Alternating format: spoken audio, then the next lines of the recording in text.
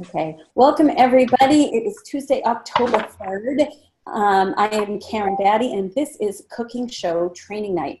This is one of the 2 trainings that we recommend for all new consultants.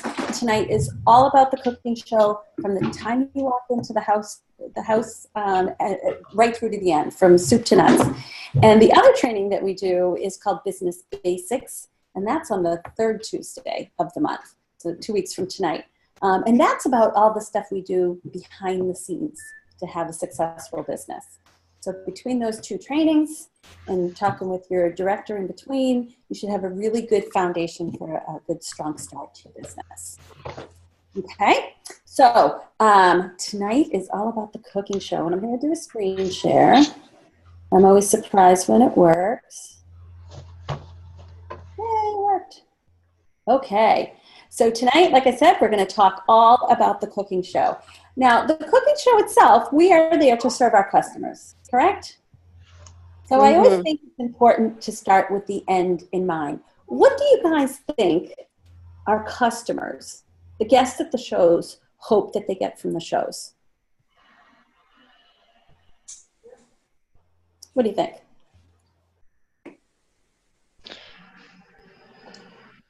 No guesses?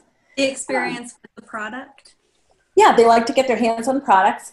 I've been with Pampered Chef almost 21 years, and for about 20 of those 21 years, I haven't just been a consultant, but I've been a trainer. And at every training show, I ask this question. And just a couple nights ago, I had a training show in my home. So I asked the crowd, what do you think makes for a great Pampered Chef party experience? One of the things they said was getting their hands on the products, like Ashley said. What else do you think? Getting free product. Well, the host gets free product. So the guests don't, but there's usually a drawing. So yeah, so, you know, maybe a fun drawing, yeah. Here's what they say overall. I've been asking it for 20 years. They like the food. They like the fun. They like to get their hands on the products. Oh, there's Lindsay. Hi. And depending on the crowd, they like the wine or the margaritas. and sometimes they say, you know, they like to learn some quick tips for the kitchen. So pretty much in a nutshell, that's what they say. Okay? So, but what do we hope to get from our parties? What would feel like success for you?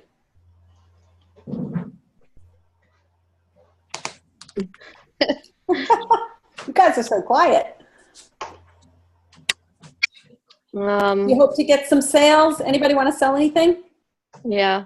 Okay, that would be nice, right? What else do you want? Otherwise, you might as well be a guest because you're not making anything, right? You want it to be fun.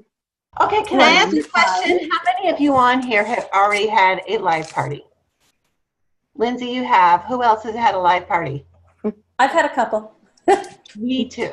All right. Anybody else have a live party yet? Okay. Elizabeth and Ashley are both ordering their kits on Friday. Okay, so Lindsay, you are the veteran here. You are the expert.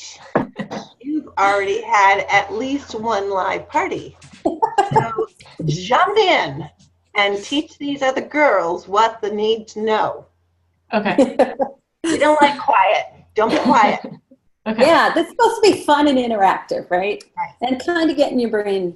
And there's no wrong answer. You're not getting graded, and you won't get kicked out. Okay. Right. Can you all hear me? Go Can you all hear me this time? Yeah. Oh, good. Okay. Yay! So what do you hope to get from your parties? We've decided we'd like to sell some things. What else? Oh, and fun. We'd like to have fun. Yes. I actually like learning new things. So my first live party had a bunch of people who were my mom's age, and they all had Pampered Chef parties like 10, 15 years ago. And so a lot of them have Pampered Chef products already, and they were giving me tips about their products that they'd used before, which was really cool. Absolutely. And I know when I was new, almost everything I learned about the products I learned from people who owned them. Yep. Yeah, so definitely. Anybody want to get any bookings? I know I do. Otherwise, you have a fun show, and then you're like, well, that was good. What do I do now? Would like to do more of those, right? So we want to get some sales, we want to get some bookings, we want to learn some things, we want to have fun. And also, how about anybody would like, people curious about the business, maybe joining your team? So that's kind of what we want to have happen. And yet our guests, they want fun, they want cooking, they want food, they want some drinks, and maybe learn something new. So the most successful parties are where everyone walks away with their needs met. We get the sales, the bookings, and the recruit leads. We've also had some fun. Our guests have had fun. They've learned something new. They've got their hands on products, and maybe they learned some time-saving tips for their kitchen. So what we're going to be talking about tonight is how to have a show that will do all of that. Okay? So that everybody leaves happy. But before we get to the show itself, we want to talk about some habits that you want to have in place if you want to be successful. Number one, you want to make sure to get to the host's house on time. On time for us as consultants is about 30 to maybe 45 minutes ahead. When I was new, I definitely felt like I needed a good 45 minutes. Don't get there too much earlier than that. The host will be in the shower or at the grocery store. So, but a good 30 to 45 minutes. And the reason why you want to get there that early is so that you have time to set up, but then be there to greet the guests as they come through the door. Okay. Next thing is you want to start the show pretty much on time. We give a little leeway because after all, it's a party and people are there for fun. But I try to start, if it's a 7 o'clock show, I try to start cooking by about 7:15. Why do you think that's important? Well, you're done on time. Yes. Yep. And if you're done on time, then you're not out too late. And guess what? Our customers are getting home on time. So they're not thinking, oh, I wanted to have a party, but gosh, it went on forever. Or worse than that, they just throw their orders at us and leave because they have to get up in the morning and we're not done yet. Okay. The other thing is, okay, so let's say you have a party that's supposed to start at 7, but you don't start till about 25 after. And you get a booking from that party because, a lot of them are coworkers. So that coworker has a party next, and you have 7 o'clock as a start time. What time do you think people are going to show up? 7:20. Yeah, or 7:30 because they were running late. And all of a sudden, your shows are starting later and later and later. So, you want to, at every party, you're kind of setting the culture of your parties. Okay, so I like to give points for people who come early. So that way, when people find out, oh, I came on time, but they got 20 points for being early. Oh, next time I'm coming early. So, I have a lot of my guests who are there through the door before the start time. So think about the culture you want to set. You want to honor the time of your customers. And you also don't want to be out half the night. Keep it simple. You're not caterers. It's there to be a fun cooking show. I always say you want to leave people wanting more, not wondering, good Lord, when will this ever end, right? So one recipe, okay? Everybody hold up your right hand and repeat after me. I do solemnly swear. I do solemnly swear. I will only do one recipe per party. I will only do one recipe per party. Okay, all right. If there's a huge crowd, you can double the recipe. It doesn't take twice as long. The host is going to have food out ahead of time, okay? And like I said, just keep it to one very tool-intensive recipe. Can I interrupt you for a second? Are you recording this? Yes. You are? Okay. Yep. Thank you. Yep. You're welcome. Okay, and then you want to use the outline that we give you, and we suggest using it to the letter for at least the first 8 to 10 parties that you do. If you want to kind of change it up from there to make it more suitable to yourself, go right ahead and do that. But this outline that we're going to give you is incredibly thought out. Every piece of it is there for a reason. And it is great for when you're new because you don't even have to know the name of the product or the recipe in order to get through an entire show successfully. Sound good? Mm-hmm. Okay. All right. So when you get to the host's house about 30 to 45 minutes ahead, the first thing I like to do is figure out where are we doing the cooking and kind of get things set up. for the cooking show. So this is my kitchen. I'm actually sitting at the table that's pictured in here. Okay, so what do you notice about the setup here? There's stations. Yep, I've got the cutting boards out, and they're sort of all around the perimeter of the island.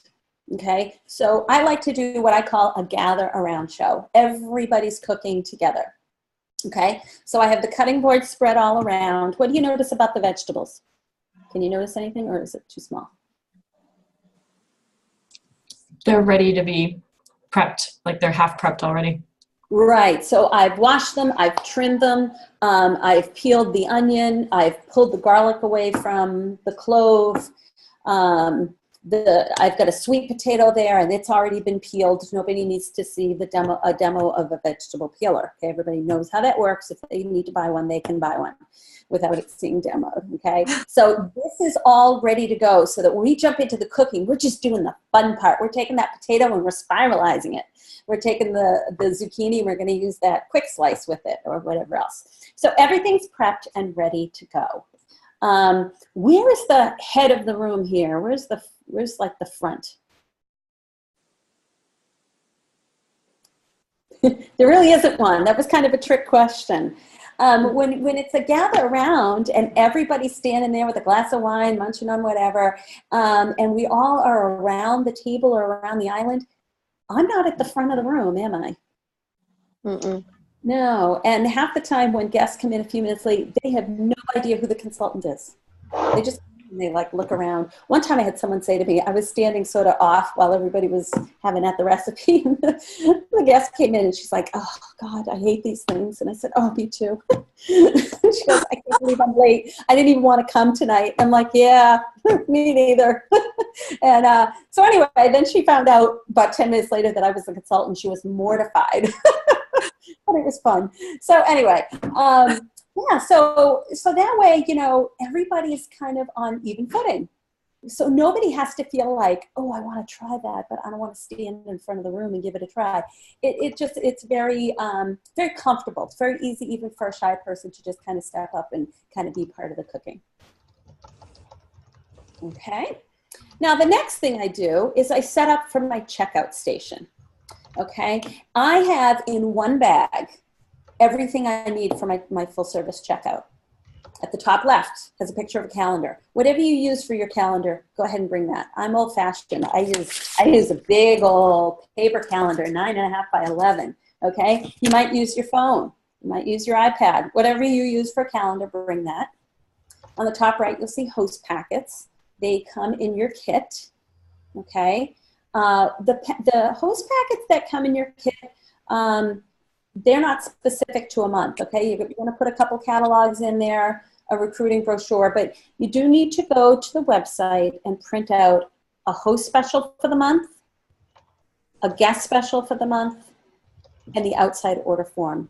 And they all are under marketing imagery on Consultant's Corner. Okay, so you print out one of each and put them in there. I always bring 3 host packets with me because my goal is to book 3 parties from every show I do. The bottom left is the Life Tastes Great brochure. That's the recruiting brochure for people who are interested in information about the business. In the center at the bottom, that's my money bag. It's really not mine. I just clip art, you know, but something with money in it. I don't bring a lot of cash, but I do tend to bring a 5 and some 1s and some change. Most people don't pay by cash, but when they do, they might need a little bit of change.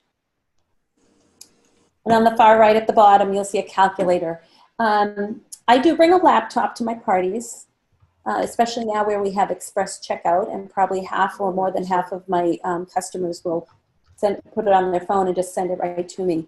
But in the beginning, for your first couple of parties at least, don't do it online, because the least important thing that you're doing at that party, at that time, at the checkout, is processing your order. And when I say don't do it online, you can do the, you know, set up the party, promote it on Facebook and everything. I'm just talking about when you're processing the orders at the first couple of parties, just use a calculator so that you're not worried about, oh, how do I enter this? And, oh, you know, where's the guest special and how do I put that in? Okay. And actually, Michelle, do you use a laptop at your parties even after all these years? Or? Yeah, I do bring one, but I mean, I bring my iPad, which is as good as my laptop. But sometimes the host doesn't have her Wi-Fi password. So, Okay. I mean, there is the app that you guys can use without being on Wi-Fi. Pampered Chef has an app, and you don't have to be on Wi-Fi. So if you can kind of get yourself acclimated to that, that works out well. But yeah, For your first party, for the first party or two, I would say just use a calculator because you know how to use that, and then you're not fussing with that, with trying to learn the app or whatever. Okay. So so you're going to set up your where you're going to be doing the cooking, and then you're going to make sure that you're ready to go with the checkout station, so that when it comes time to to process the orders, you're not going, oh, wait a minute, where am I going to do orders? Because that's when people throw their orders at you and leave. And that is the kiss of death right there. When people throw their orders at you, you get an order.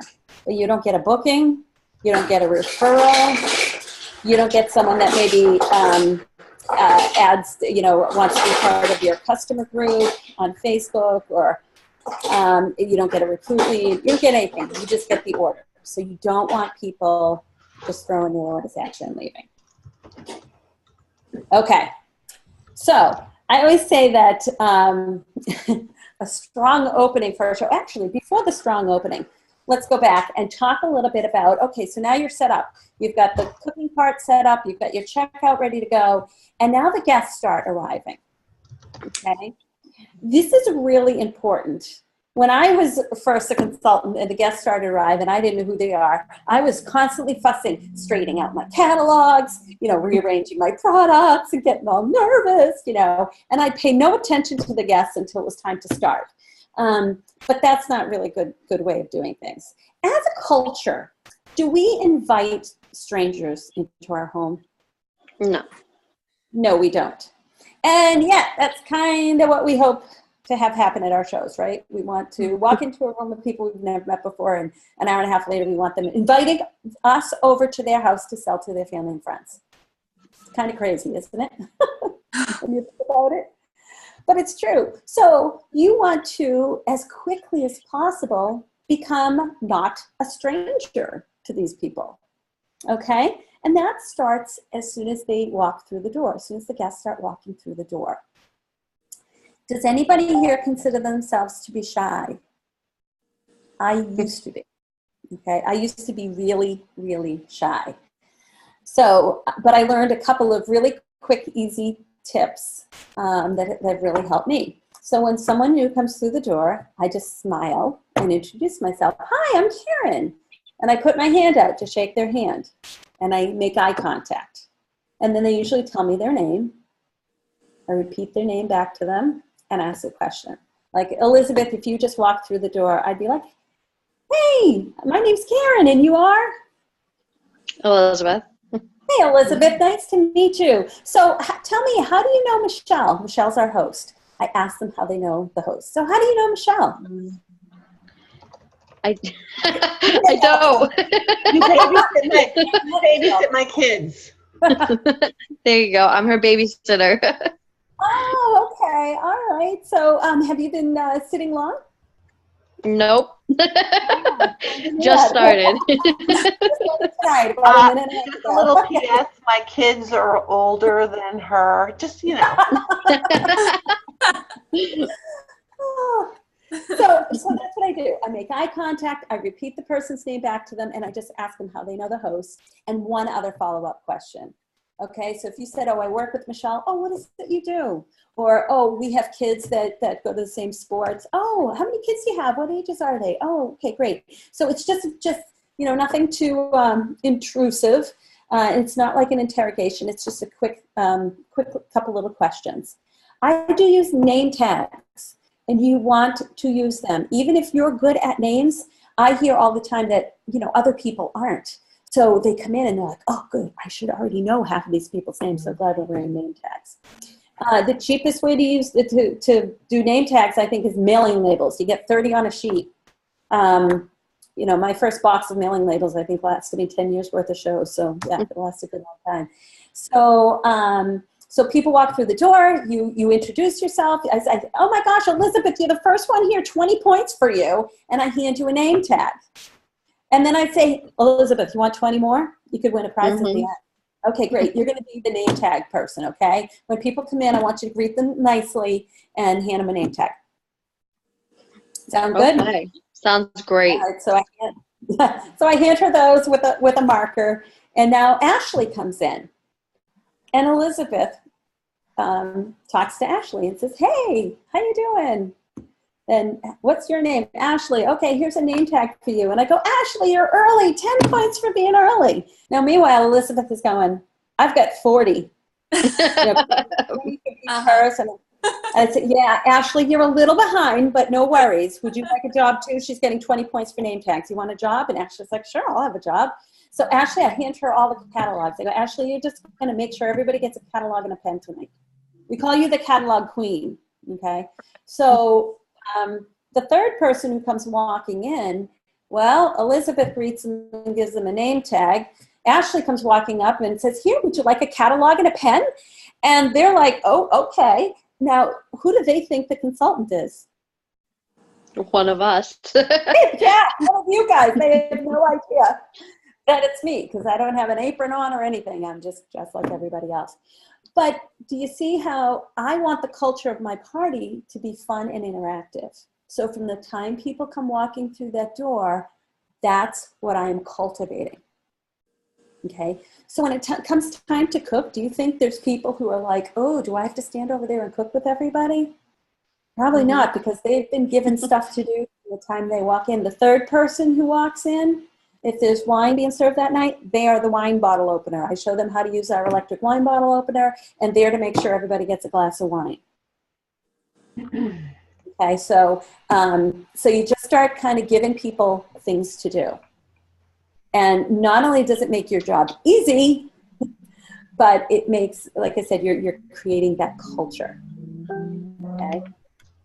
Sound good? Mm-hmm. All right. Okay. So the strong opening, that's, I guess it's, you know, there is no part of my show that's formal, but I think that's probably the most formal part of our party when we kind of say, "Okay, everybody, let's kind of gather around and get started."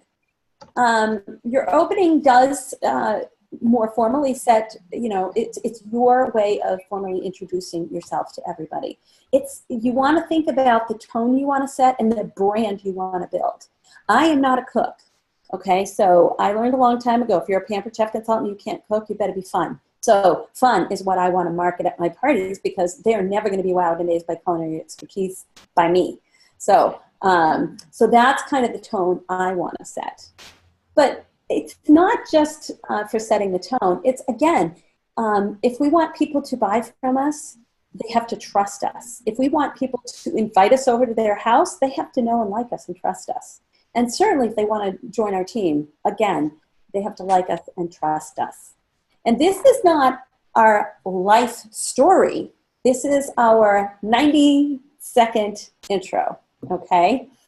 And if you're thinking, I don't even know what to say, if you look at the questions on the screen here, what did you do before Pampered Chef? What attracted you to Pampered Chef? What, if any, hesitations did you have?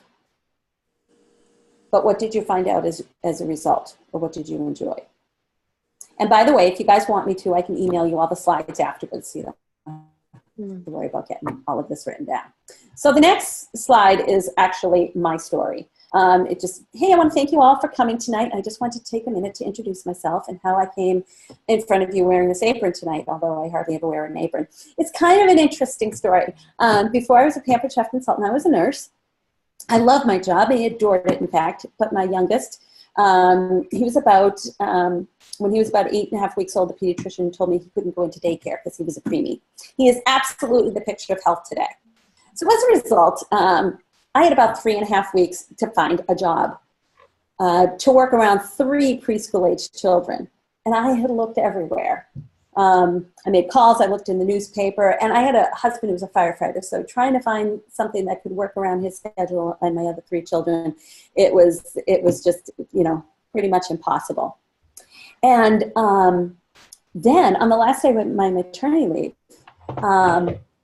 I got this call from this Pampered Chef consultant who said it had been her New Year's resolution to clean out her office. And she found this survey slip that a friend of mine who had gone to a party had filled out and said, call Karyn, she might be looking for a job. And all of a sudden I felt like I had an angel on one shoulder and a devil on the other, where the angel's going, hey, yeah, give it a try. I mean, what's the worst that can happen is you're going to get all these free products and, what could go wrong? And the devil was saying to me, you don't cook. You are not a salesperson.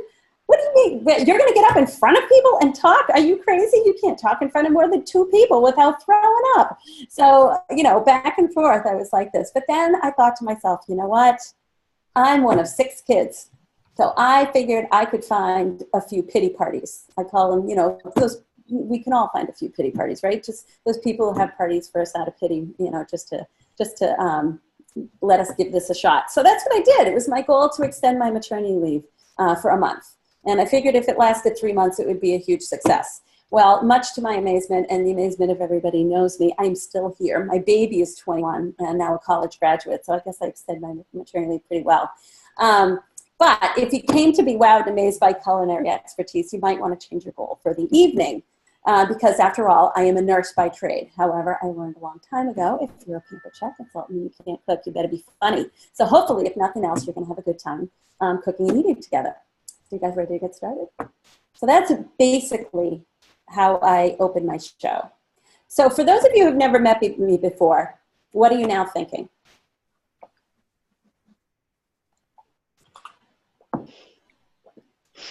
That you're so quiet.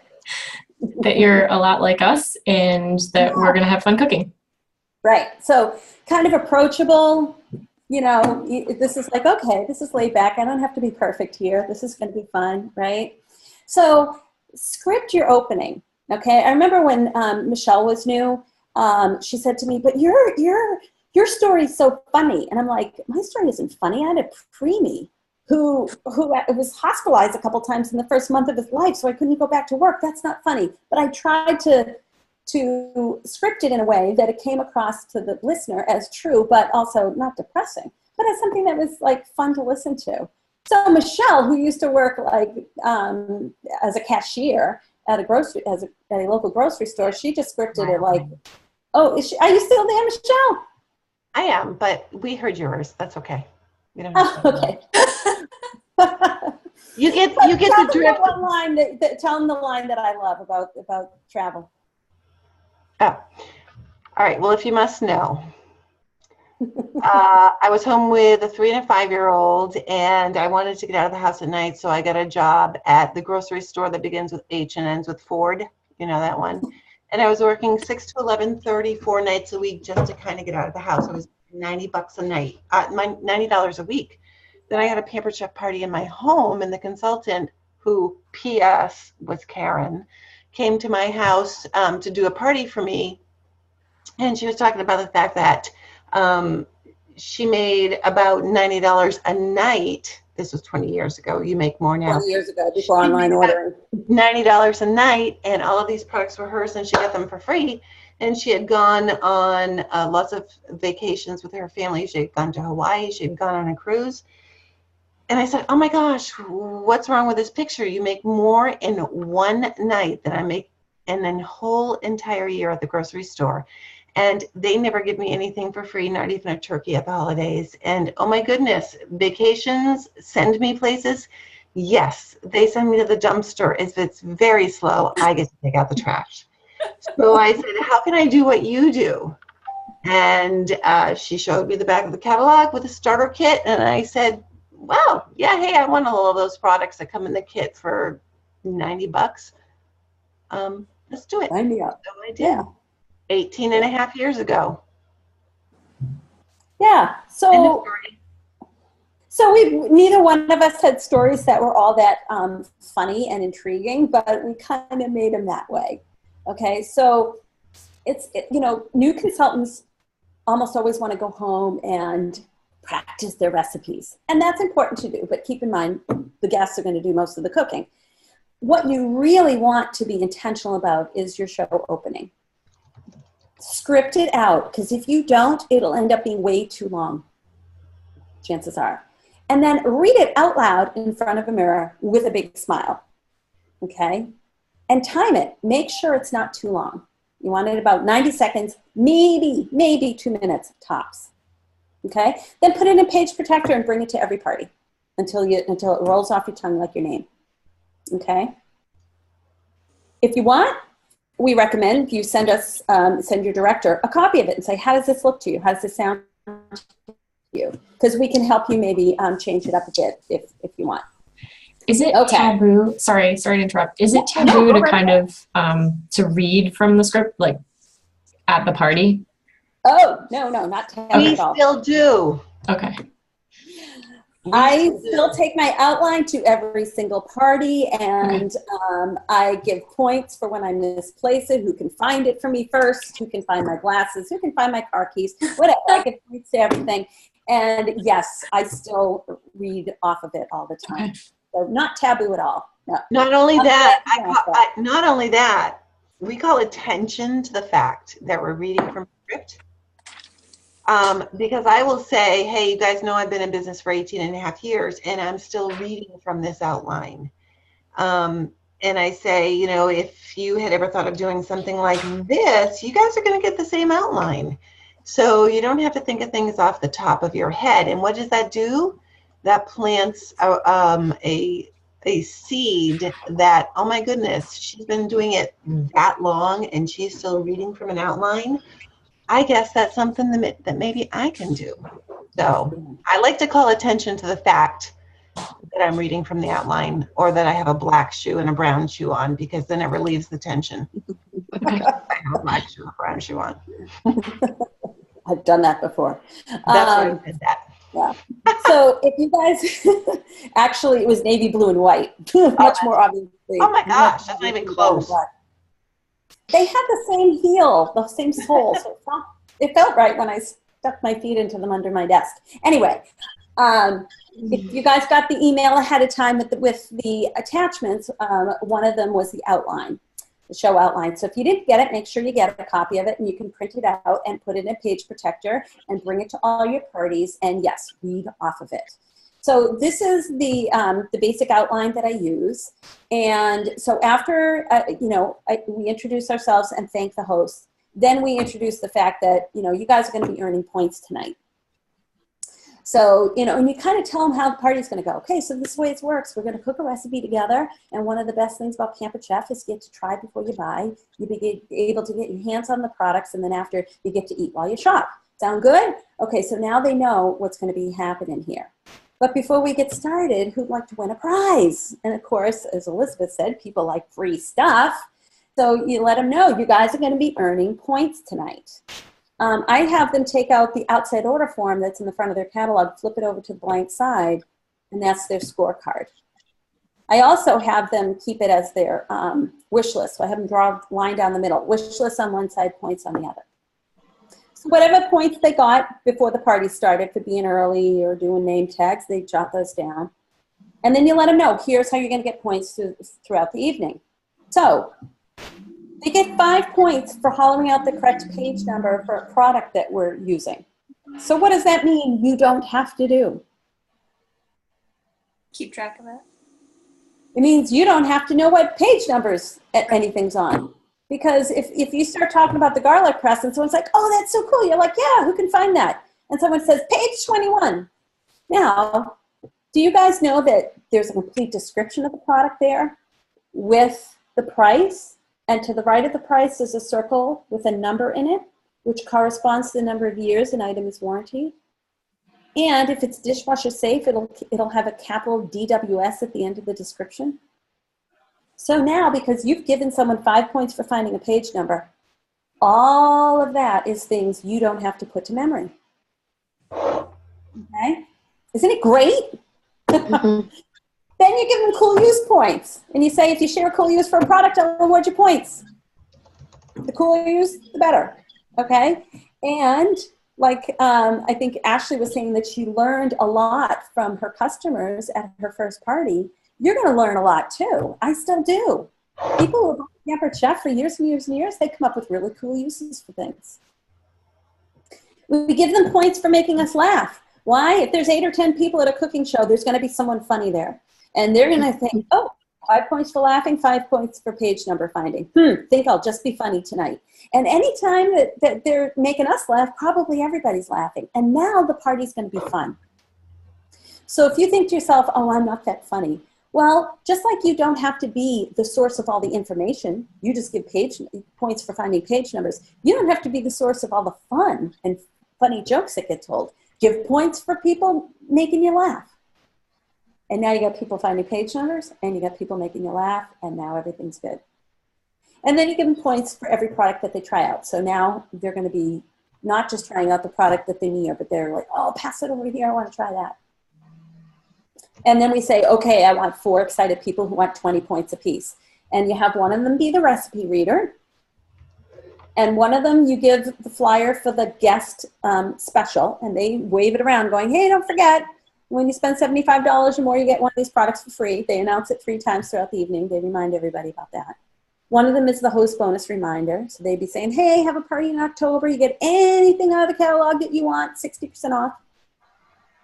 And then one of them is the consultant sign-on bonus announcer. So I have one of those pages, one of those printed off in a page protector and handed to the people who have the jobs. Okay, so now everybody's got their jobs. So this is very hands-on, isn't it? If the people don't want to cook, oh, they're the recipe reader, okay? Now, here's where it's really cool, where you guys don't have to know anything and you can get through an entire party. You're going to do what we call the 3-question show. So the first question you ask is, okay, recipe reader, what's the first step in the recipe? And the recipe reader says, well, we're making rush hour fajitas, and the first thing you do is spritz the rock with your kitchen spritzer. Oh, who can find the kitchen spritzer in the book? And someone yells out the page number. Great, anybody own this and want to, tell us what you use it for? And somebody who owns it says, oh my gosh, I use it to spritz my vegetables, and then they crisp up in the oven, and I don't have to fry them and add on all those calories. And they just kind of tell what they do with it. And then once they're done, okay, recipe reader, what do we do next? And you have someone, of course, use the spritzer. And then you just go back to step number 1. Okay, recipe reader, what are we doing next? Oh, we're going to, chop up that onion with the simple slicer. Great. Who can find that in the book? Who owns it? What do you do with it? I'll give you points. And you just go around and round and round like that until the recipe's done. Sound easy? Mm-hmm. Yeah. And Michelle, do you want to share some tips on how to keep it flowing so it's not like dragging along? What are your best tips for that? You mean the demo itself? Mm-hmm. Oh, okay. Well, yeah, I mean, there's basically 3 questions that you can be asking during your entire demo, which will keep things moving along. And if you write these down, then you have these 3 questions at hand. You don't have to kind of think of what to say. Well, first of all, you have your outline. Follow the outline. Yeah, it's in the outline. It's in the outline, too, about the 3 questions. And one of them is, who has this and wants to rave about it? And you can hold up a product. The other question is, what is it? Recipe reader, what's the next step? Yeah. And the third question is, what was the third question? What would you do with that, or what do you love about it? What do you love about it? Okay, well, that's the same thing as who has this and who wants to rave about it. Yeah. In the beginning of your business, it was the same thing with Karyn and I. We thought we had to learn everything about the products. We thought we had to study the product guide like an encyclopedia. You guys don't know what encyclopedias are, probably. That's right. But one way we learned is by asking everybody, I got this in my kit. Who knows what to do with it? Or, I got this in my kit. Can you guys find the page number? That's the other question you can ask. What's the page number? Because people will flip to it, and then you can give them points for it. So if you ask questions, you don't have to come off like you know everything there is to know, because you don't. And it's okay to not know everything there is to know.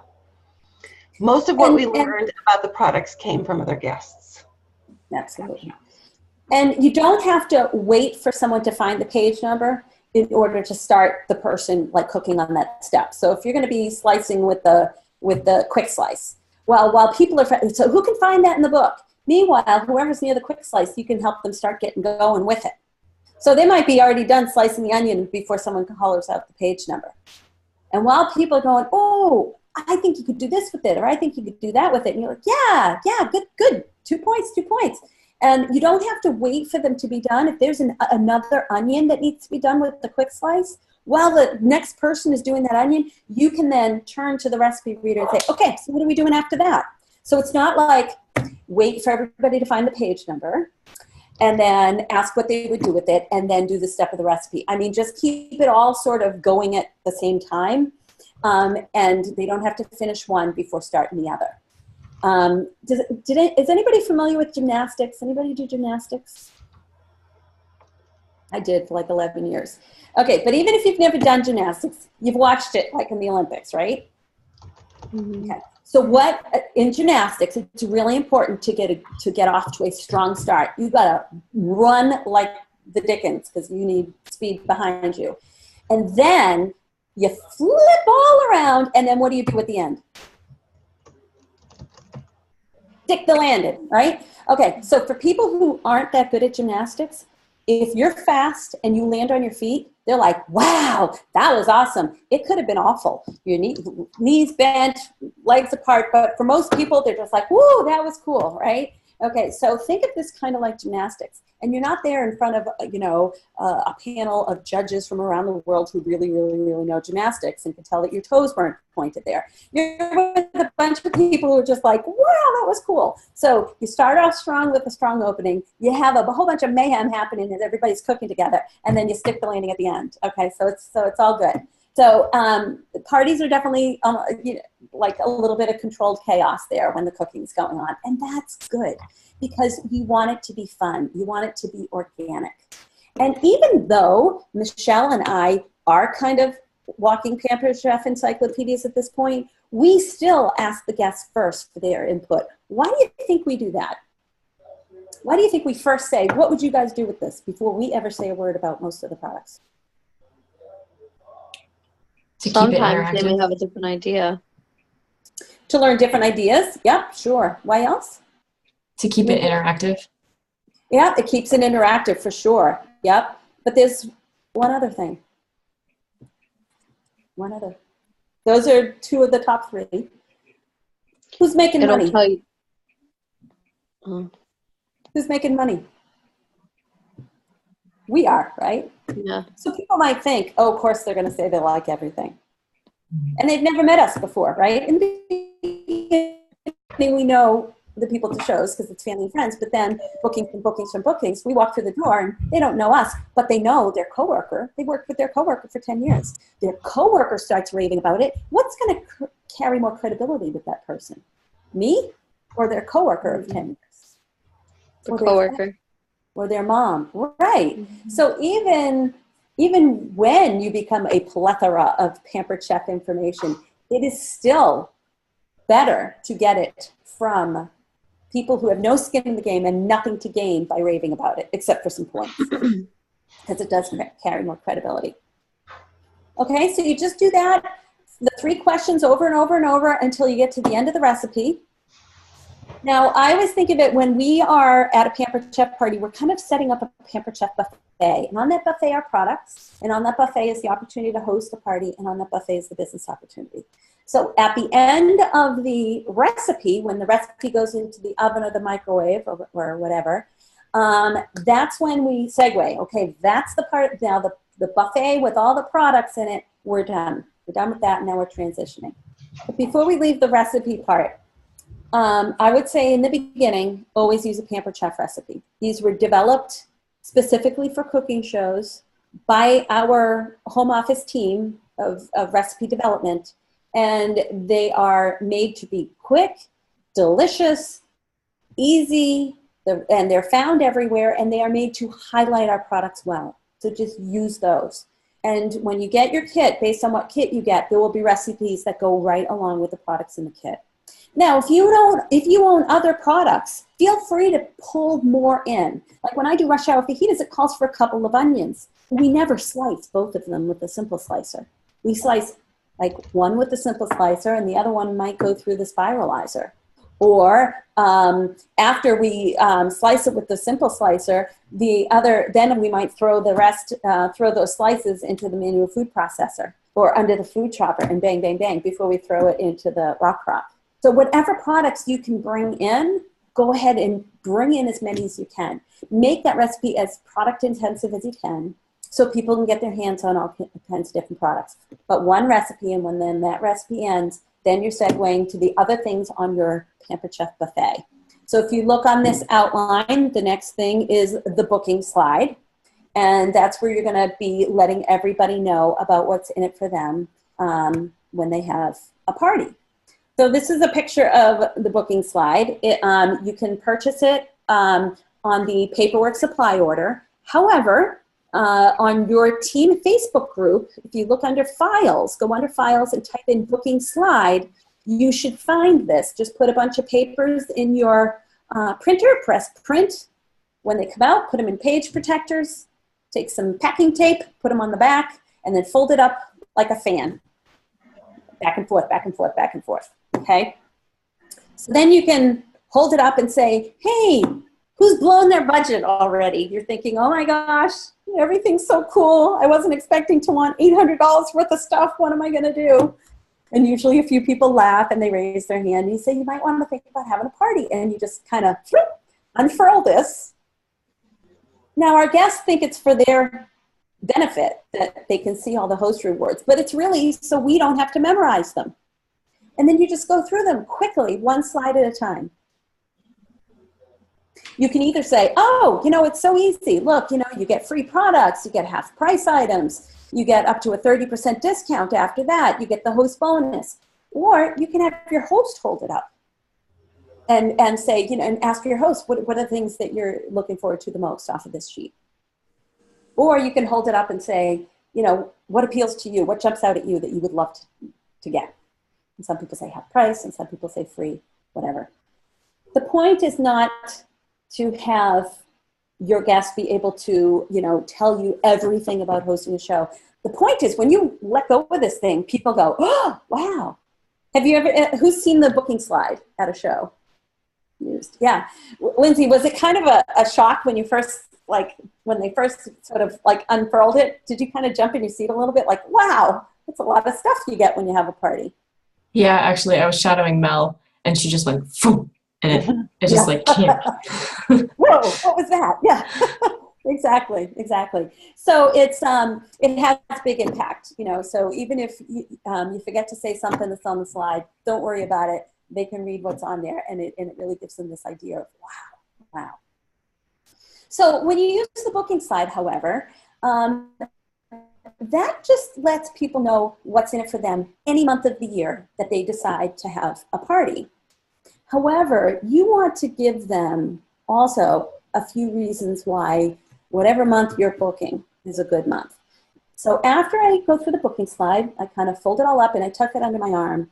And then I say, there's never a bad time to have a party, but right now, oh my gosh, it's a particularly fabulous time. But there's one really great reason that makes, well, actually there's two, that make October the best month to have a party. I'll give you 20 points if you guess one of those two top reasons. And I ask them for their reasons. So if I ask you guys that, if you're at my party, okay? So what are the two best reasons to have a party in October? What would you say? 60% off of an item. 60% off. Yeah, that is one of the big reasons. You get 20 points for that, Elizabeth. Yes, Pampered Chef said you can have 60% off of anything in the book, and that's not just products, it's sets. So it could be a knife block set, it could be the rock crock set, it could be a cookware set. So that's pretty cool. So that's one of the big reasons. What's the other big reason? Sweepstakes. Oh, yes. Well, yeah. Okay, there's three good reasons. All right. 3 amazing reasons. Lindsay, yes, you're going to get your name in a drawing for $370 worth of free product on top of what you get as a host. Yeah. So what's the third reason? The trifecta. What's the third reason why October is the best month? Oh, it's right before all the holidays. Yeah, and not just, well, that's not the best reason, but I'll still give you 5 points for that. But it is true. You know, if you have your party in October, people aren't just going to get in time for Christmas. They'll get in time for Thanksgiving. They'll get it in time for the baking you're doing the week before Thanksgiving. Okay? And Thanksgiving's big in the Pampered Chef world. Pie plates, turkey basters, meat lifters, the roasting pan, all the serving platters. Okay? Apple core. Yeah. What's that? The apple peel liqueur slicer. Yes, for the pies, the stoneware pie plate, all of that. But that's not the top reason. What else? What makes October the best? The anniversary. Yes, it's the anniversary month. I'll give you 5 points for that. Okay, so I just have them just throw out reasons, something they go Halloween, or it's my birthday. You know, people just start throwing things out there, but they come up with all of these reasons. Like I totally forgot about the sweepstakes until Lindsay said it. So they'll throw stuff out that you maybe never have thought about, and you're like, oh yeah, that's a good reason to have a party, but no, that's not the top reason. The top reason, I always say, if you live anywhere near where I do, is because there's no snow in October. Your show will not get snowed out. I know we had snow once on Halloween, but I didn't have a party that night. 21 years I've been in business almost, and I've never had a show get snowed out in October, but I can't say that about November. And all of a sudden people are like, oh yeah, I don't want to wait till November. Oh, snow, I'll have mine in October. So now people want to book October, not because we begged them, not because we twisted their arm, but because they're inspired. Oh, I get that 60% off of anything I want. I can be in a sweepstakes, and there's not going to be any snow, and people can buy for every holiday this season, not just the ones in December. Wow, yeah, I want my party in October. Okay, so we're inspiring people to have a party in October. So after I do that, the next thing you want to do is brag one objection. Okay, so if someone were going to have a hesitation about booking in October, what do you think it might be?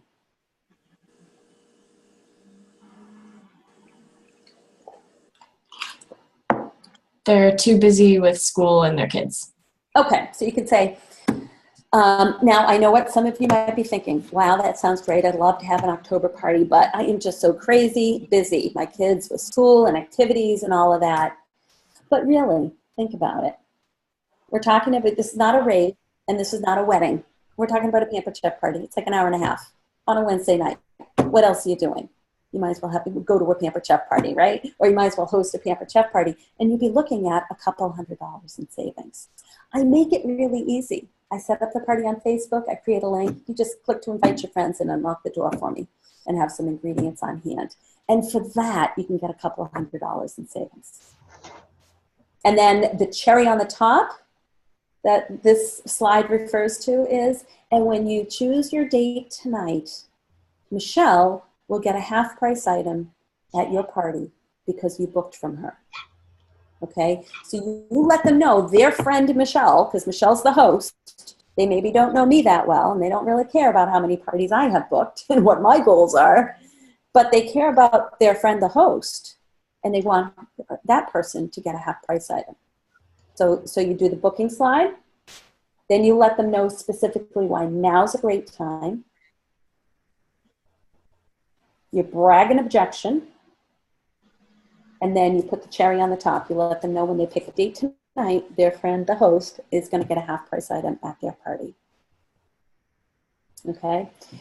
If you're thinking, oh, here's the hesitation, I think I'm going to hear from this crowd, but I don't have a solution for it, call your director or post it on your group, your team group, and say, hey, what would you say to this? There's solutions out there for almost anything. Okay? All right. Then this is the back of the outline, and it's the quiz. So after the booking slide, we do the quiz. I'm not going to read through the entire quiz, but the quiz is basically a bunch of boring stuff that if we stood in the front of the room and said, started just telling them about warranties and all this kind of stuff, it would be like Charlie Brown's teacher, right? And they wouldn't want to listen to us. Because let's face it, what are they? They're there for a party. They want to have fun and all that. So we turned it into a quiz, and whoever yells out the answer first will get points. So now people are like, oh, I want to win. So they're paying attention, they're engaged, and they're going to hear the information rather than tuning us out and flipping through the catalog. And you can, again, read right off of it. And it makes sure that your customers don't leave that room without knowing the fact that when they, how do they know what the warranty is on a product? They won't leave without knowing that they've got 30 days from the time they get their product to contact you or Pampered Chef to send it back free of charge. If someone returns something in the first 30 days, we can have Pampered Chef send them a prepaid postage label. They just print it out, put it on the box, and put the product with their outgoing mail. Okay, we want people to know this before they leave that night. And then there's some fun things on there, like 5 points for every benefit of having a party that they can holler out before anybody else does. 2 points for every piece of jewelry they have on. How much does your order need to come to before you get something for free? What's something you can get for free tonight with a $75 order? So it kind of reviews everything you want to make sure they're not forgetting. And then after the quiz is the lightning round. So remember I said we were setting up a Pampered Chef buffet, right? And on that buffet is products, host rewards, and the business itself.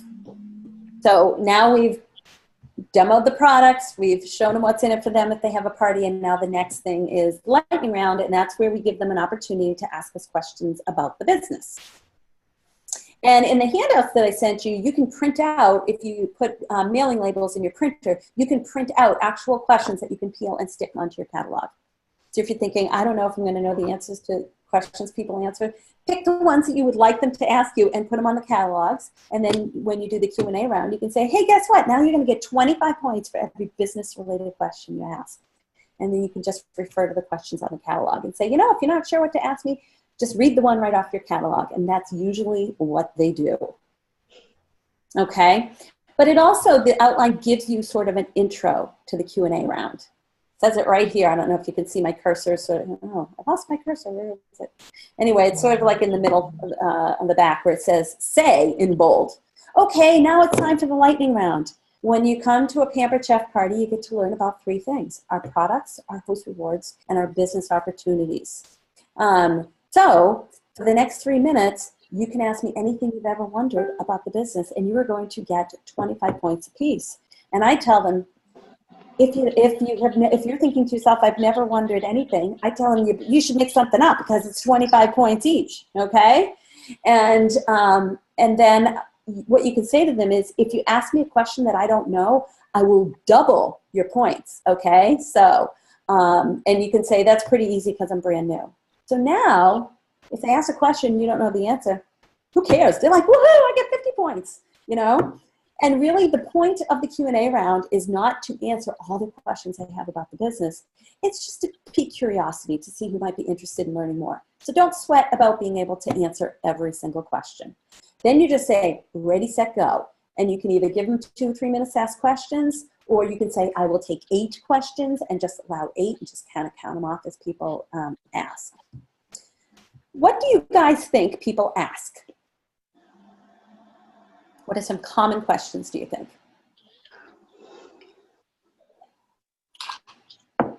Is it easy? Is it easy? They don't usually ask that first off the bat, but if they do, I say, yes, it is. Easiest job I ever had. Much easier than nursing. But I'll throw out questions to you guys that I get at almost every single party. And you can see how well you know them, the answers, okay? So one of the questions I get at almost every single party is, how many parties do you have to do? As many as you want. Yeah, you do what you want. You're the CEO of your company. There is an expectation that you'll do at least 2 to 3 parties, but after that, if you don't like it, you can walk away. And they go, really? Oh, get to keep all the products? Yeah, absolutely. They don't come confiscate them. People ask, how much money do you make? Do you know how much money the average consultant makes? Do you guys know how much the average income is from a party? I know it's 20%, but I'm not 20 to sure. 25%. It's 20 to 25%. The national show average is $650. So $125 to $150. So you can drop that down. Average income from a party, $125 to $150, because people do ask that. And then I say, because people will say to me, Karyn, how much do you make? And I say, well, let me tell you how much the average consultant makes. Because they're not asking, Karyn, what do you make? I mean, they might be. If they ask me that, I'll tell them. But what people really want to know is, if I did this, how much can I expect to make? So I say, based on the national show average, the average income is $125 to $150. And then you decide how many parties you want to do in a month. Some people do a couple parties a month. Some people do 5 a week. It's entirely up to the individual.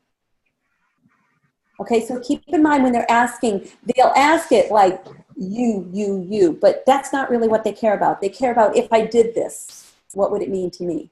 So answer it that way. Okay? People ask, how much does it cost to get started? Do you know where to find that information? Mm-hmm. On the back of the catalog. Right, inside back cover of the catalog. Yep, so they can open it up. You say, great, open up the catalog, look at the very last page. There's 3 kits there. That's what you get. They're all 75% off retail. Okay. Yeah, so those are the basic questions that people ask. Sometimes they ask if you have to carry inventory. Do we carry inventory?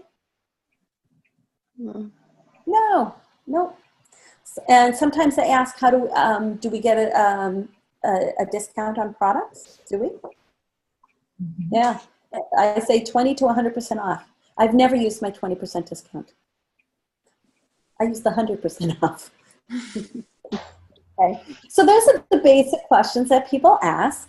And like I said, don't worry about it being perfect, but do not skip out on this.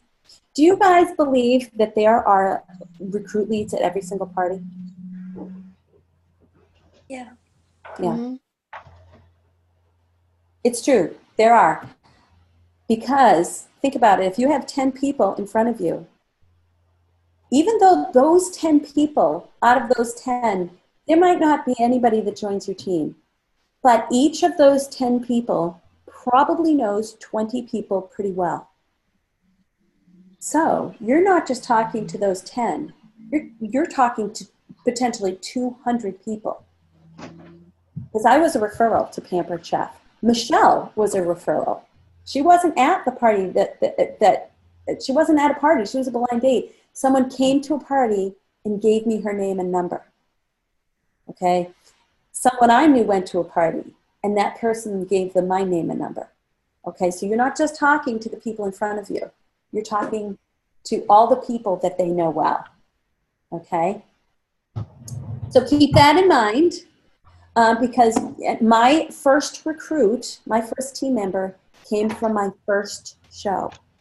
Okay, so don't be surprised if at one of your first few parties you find someone who's interested. In fact, it's rare to get through 5 parties and not meet someone who's interested. Unless you skip over the lightning round and you just don't do it, then you won't have any recruit leads. But if you really do this, it will be imperfect. I promise you, it will be. I did a very imperfect Q&A round when I was new. But the fact that you put it out there is all that's really needed.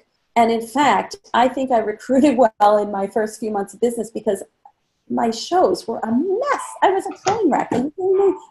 My first party, I set up a smoke alarm, dropped the pizza on the floor. Nobody got to eat. I got 3 bookings and someone joined my team. Like, this is easy, you know? And I'm like, oh, okay, that worked.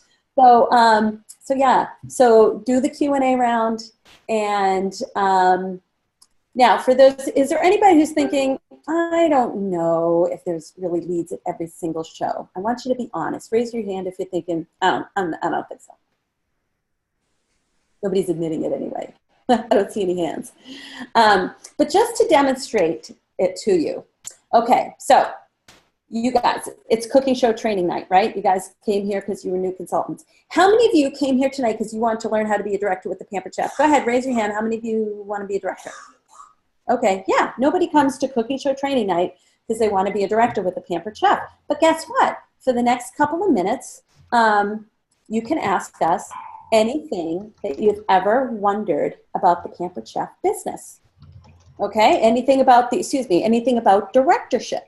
Okay, and you will get a point for every question you ask, and I will be mailing out a prize to the winner. So you can ask Michelle and I anything you've ever wondered about directorship. You can ask, I don't know, what is directorship? Why would I want to be one of those things? Okay, so go ahead and ask us anything you've ever wondered. Ready, set, go. Is it difficult to stay a director once you are a director? Is it difficult to stay a director once you are a director? Well, just so people know, like, what is a director? A director is you have 5 people on your team, and you have, and that's you and 5 people, and you have team sales of $5,000. I have not found it difficult at all to maintain directorship since I usually sell 4,000 to 5,000 myself. So, no, in fact, it's harder to attain directorship than it is to maintain directorship. So good question, point for you. Other questions? How many consultants do you have on your team personally? I know you have to have at least 5. You have to have at least 5. In the entire Battey organization, there are close to 300. Oh my God. I know, never thought 20 years ago that's how it would be. But I'm not the only recruiter. You know, there are people who are adding to their teams and they're part of the organization. Yeah, so good question.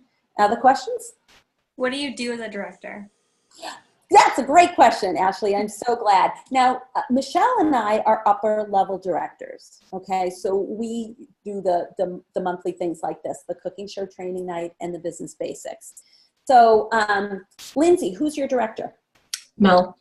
No, but you're here, right? Elizabeth, who's going to be your director when you sign on Friday? Erica. Actually, she's going to be your recruiter. I'll be your director. Ashley, who's your director? Is it Lori? Lori, right. But where are you guys all here for training? Right here, right? Led by me. Because I'm the upper level director. So what I do is not what directors do. Okay, so I don't want you to look at me and think, oh, I'm going to be Karyn. If you want to be Karyn, you can be Karyn. But if you don't want to be Karyn, you don't have to do that and you can grow into it. But as a director, you invite people to the sales meetings. You get them connected with the support and the training at the home office and the support and the training within our team. And you answer questions for them. You talk with them in between. So did you go to the training? What did you think? Did you have any questions? Okay, but in the beginning, when you're adding people to your team, and even when you're brand new as a director, that it's not your job to train and support them. You know, we've got a whole team of directors, and like I said, I've not just been with the business almost 21 years. I've been a director for about 20 of those 21 years, so I've had a lot of experience as director. Michelle's been a director for about, I don't know, 12, 14 years. So this, you know, you'd be part of this organization. Anybody want to know what the benefits of directorship are? Yes. Yeah. Well, you make more money. That's for one. The average brand new director makes about an extra $300 a month. You don't have to do any more parties to get it. Whenever new products come out, directors get them for free. The whole thing. Plus, we can earn them as a consultant. So we usually get 2 sets. One that we earn as a consultant, one that we get because we're directors. Decreased trip points, birthday cards from the home office, special recognition. That seems to be very important to you, Karyn. Oh, that's because my family usually forgets my birthday. Oh, come on. No. Just kidding. What's your favorite benefit, Michelle? I think because I like to earn the trip every year, directors get reduced trip points. Yeah. So beside the whole entire new line that ends up on my porch, that's my number 1 perk of directorship. Number 2 would be trip points, reduced trip points. Yeah, yeah. All right, so who asked the most questions? Because I don't know who was asking them. Ashley Paul did. Ashley Paul? Okay. Ashley, you're going to email kbchef@comcast.net. Email me your address and I will send you a prize. Okay? Okay. So how many of you are now thinking, oh, maybe someday I want to be a director? Anybody thinking that now after listening to the questions? So, no, nobody? Oh, sorry, I was waving. Oh, okay. Oh, I'm sorry. You were like all blacked out down there. Yeah. So just like none of you raised your hand that you came to this cooking show training night to become a director, but we did a quick little Q&A round. Now Lindsay's like, yeah, maybe someday. Yeah. The same thing will happen at your shows if you do a Q&A round. But if we hadn't even mentioned about directorship tonight, probably it wouldn't have come into your thought process, and probably it wouldn't be on your radar. Same thing with your shows. If you don't put a Q&A round there, it will not occur to people to join your team, and you probably won't have any interest in it. And know that in the beginning, all you do when you find someone who's interested is give them information to take home and say, you know what, I'm new, but my trainer, gosh, she's been doing this forever. How about if I have her give you a call, just answer any questions you might have. And then you can decide from there if this is something you'd like to pursue further. Okay, so you're just finding out who would like to learn more.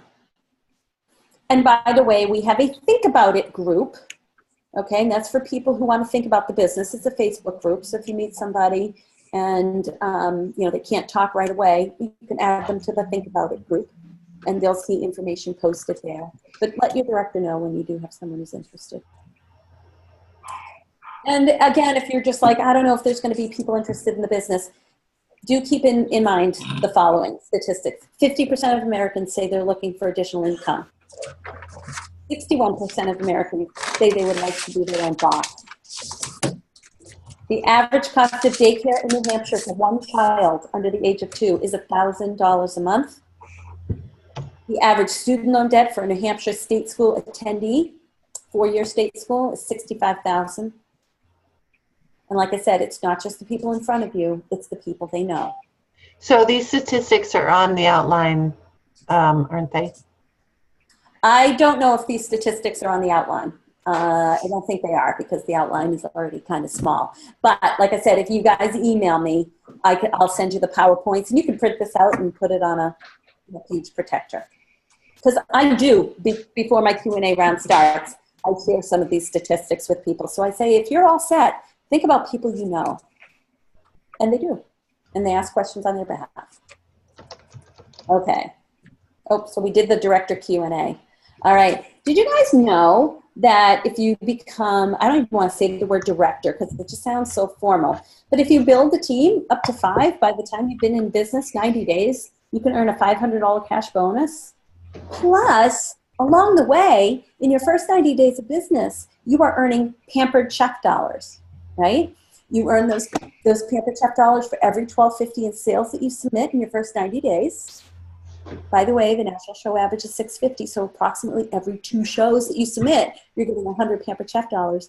Plus, for every team member that you sign on in those first 90 days, you're getting 100 Pampered Chef dollars for. And if you sign on 5, a $500 cash bonus, as long as you guys sell 5,000 in team sales, stuff like that. But if you are thinking that doing about 6 to 8 parties a month on average is a good pace for you, whether they are live or virtual or a blend of both, if that's what you're thinking is a good pace for you, that is the pace that will put you in front of enough people so that if you're doing a Q&A round, absolutely, this could be the future. So if that's something that interests you, talk to your director about it. It doesn't mean working harder. It just means working with intention. You're at the parties anyway. It's just about working it with intention. And you can actually earn up to a $2,000 cash bonus.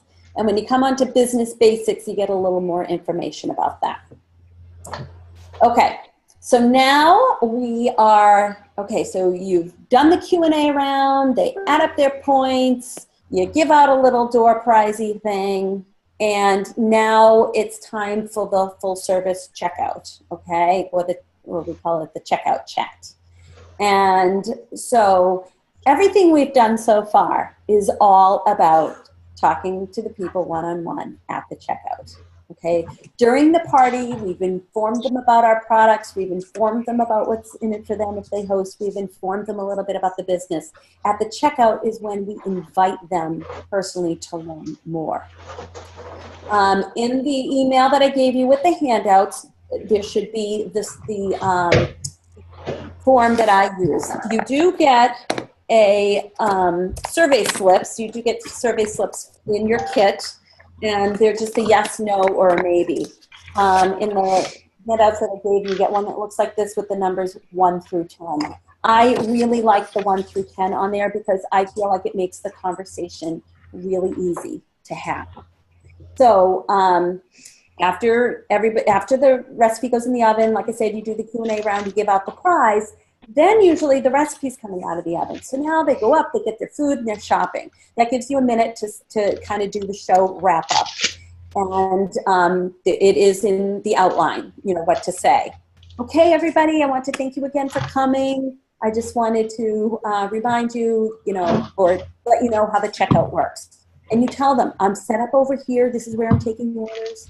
You tell them their forms of payment, cash, check, or charged. Okay, and you let them know that you don't want people lining up like they're at a grocery store. Say, I'll take you one at a time. If you come up and I'm working with someone, put your order face down here, and then go back, have something else to eat, and then I'll call you up when it's your turn. So it's like being on hold, but you get to drink wine and eat some food while you're waiting for your turn.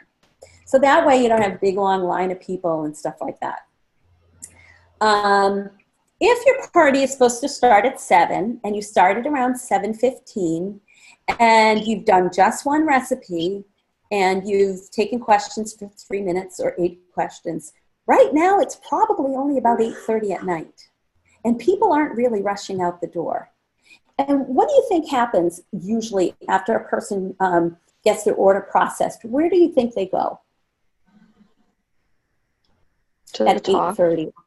Yeah, they don't even go home. It's 8:30. It's 8:45. They're like, oh gosh, my 3-year-old might still be awake. I'm not leaving. And they usually go back and join the party. They just check out when they're ready so that, when they're done, they can just walk out the door, when they've had enough, of their family and friends or whatever, they can leave. So don't feel like you have to rush through the checkout. If it's only 8:30, 8:45, and you have a 2 to 3 minute conversation with 10 people, it's only going to be shortly after 9 by the time you're done, okay? It's not like a checkout line in the grocery store and their ice cream's melting, okay? So, so I've got some things that you can say. I noticed you circled, whether it's a 7, about the business. What makes it a 7 for you? And that's why I love the question. I love the 1 through 10. Even if they've circled a 1, I'll sometimes say, oh my gosh, I'm so surprised you circled a 1 about the business. You asked so many questions during the Q&A round. I'm curious, what made you circle a 1? And what happens is they'll give you a hesitation if they have one. Sometimes they say, because I would never, ever, ever sell this stuff. And I go, well, that's a good reason to circle a 1 then. Okay, then. Moving on. But sometimes they say, oh, I don't think I could ever do this. And I'll say, really, why? What looks so hard, And sometimes they'll say, oh, it's talking in front of people. I say, oh my goodness. If I could show you a way around that, would you be curious? Because if that's the case, you might as well take some information home. So you're just trying to find out if they have a hesitation. So being able to say what makes it a 7 for you or what makes it a 4 for you. If it's a 10, then just, wow, you're a 10. Yay, when do you want to have that party? Or how soon do you want to get your kid ordered? Okay. So what I want your mission to be during the full service checkout is to be a solution finder.